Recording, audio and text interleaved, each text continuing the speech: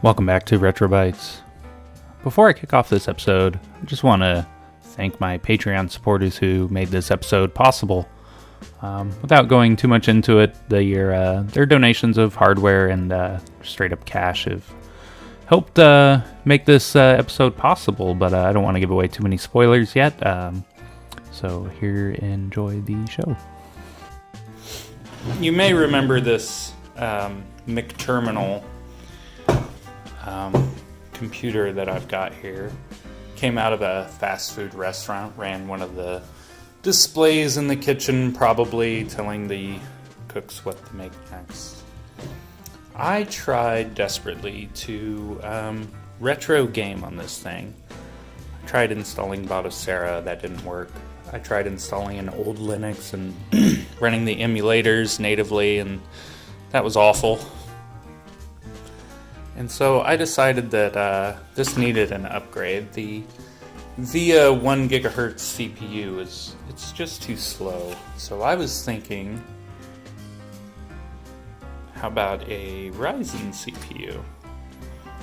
The Ryzen 2400G has integrated graphics as well, so this would be amazing to use in this terminal PC. The problem is, it doesn't fit. Not on that motherboard.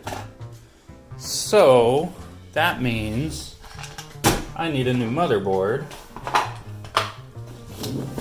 So I got one. New motherboard. But that IDE hard drive is not going to work in this motherboard. So I got a hard drive that will. Alright, on a roll here. The DDR2 in that motherboard is also not going to work. So I got some more RAM here. A pair of 8GB sticks. Looking good so far. And then, of course, this cooler. That's not going to work to cool this CPU. So I got a cooler. I think this will work. I'm going to find out. The only thing that I did not get was a power supply. And that's because this chassis has one. And about that, so I researched and tried to find out the specs on this power supply to see if it could feed the hungry Ryzen 2400G. And as it turns out, this power supply is only 47 watts. 47, and this is a 65 watt CPU. So I might have to turn off one or two cores on this to get it to run. Let's find out. So step number one is going to be removing this motherboard. The new motherboard needs 4-pin power for the CPU, which is not provided by this power supply. So I'm going to find some wires in here which I can tap for CPU power, and then install all the things, and hopefully the cooler is low profile enough that it will actually fit. I want to start though by unboxing this motherboard. This is really cool. It's a itty bitty little guy.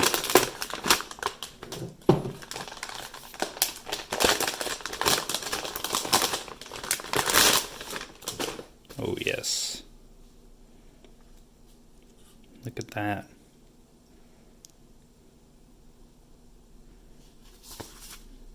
Made sure to get Wi-Fi. It's got USB-C. This will be fun. Here's my HDMI out for the TV. Oh yes. This is where the CPU power will go.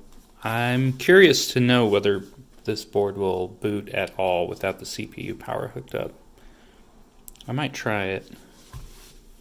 Looks like we also get a pair of antennas.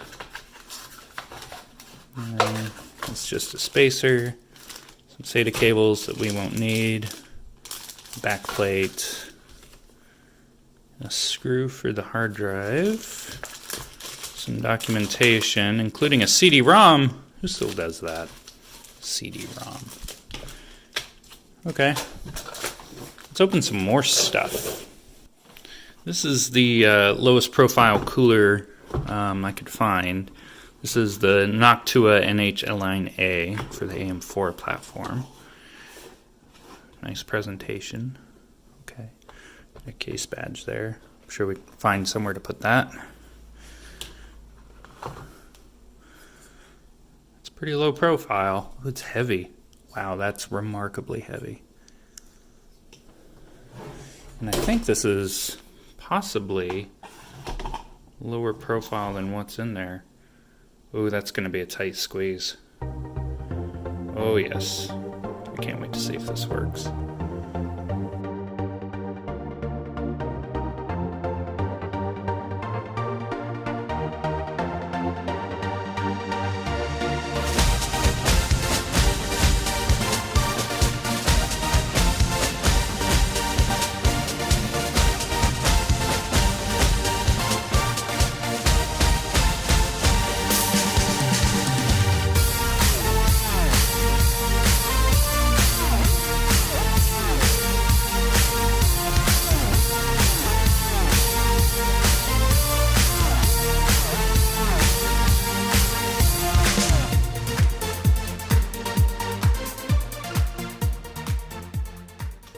Oh man, what a tight fit.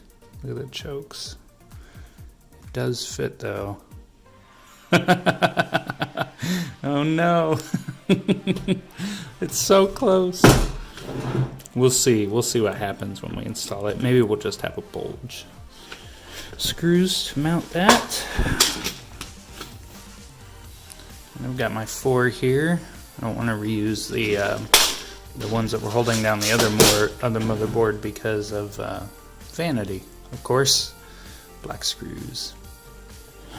Feeling like this might work. So this is a 20-pin CPU power, and this is a 24-pin port. But if you didn't know, you can actually slot a 20-pin into a 24-pin, and in most cases it'll work. And this wide retaining tab here kind of indicates to me that yeah, we are expecting that some people will plug 20-pin into here and it'll work. So let's find out. Now, I haven't yet installed the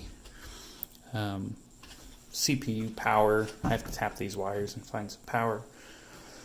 But there's a chance that this just might work anyways, and I want to find out. So I'm going to try, put some RAM in, and then try powering it up and seeing if it does anything at all.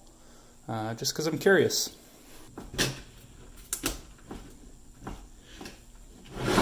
Alright, I'll grab the power cord. Alright, here we go. Hopefully there are no pops or other bad sounds that I do not want to hear. Nothing at all, that's what I expected.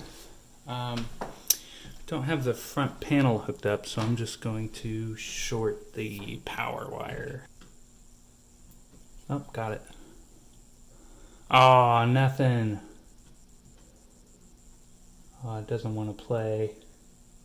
It occurred to me before I start splicing wires that I should probably test this with a another power supply, just to make sure everything is working. Good to go.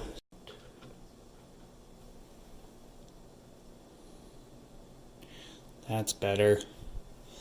I don't have any monitor or keyboard or anything plugged in right now, but the fan spinning is what I wanted to see. It confirms that the reason it wasn't booting earlier is because it's missing CPU power. 12 volts. Well, this video is already running pretty long, and it occurred to me that the 12 volt rail on this might not be strong enough to run the CPU. Even though it's 42 watts and I can crank the CPU down to match the wattage, that doesn't mean that there's sufficient amperage on the 12 volt rail to feed this thing. So I'm going to do some testing.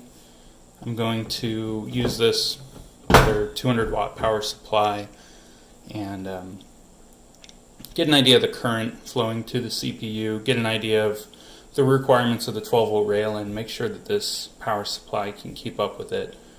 I was kind of interested to see what kind of performance we could get with only a 42 watt power supply, but I also want something that's not going to explode and take down my very expensive components with it. So this video is running long, so I'm gonna go ahead and cut it off here. I'll have the next video for you guys shortly after I do some testing, and I'm confident that this is going to work at all. I don't want to do trial and error to find out, because that could be expensive. Thanks for watching Retro Bytes. I'll see you guys soon.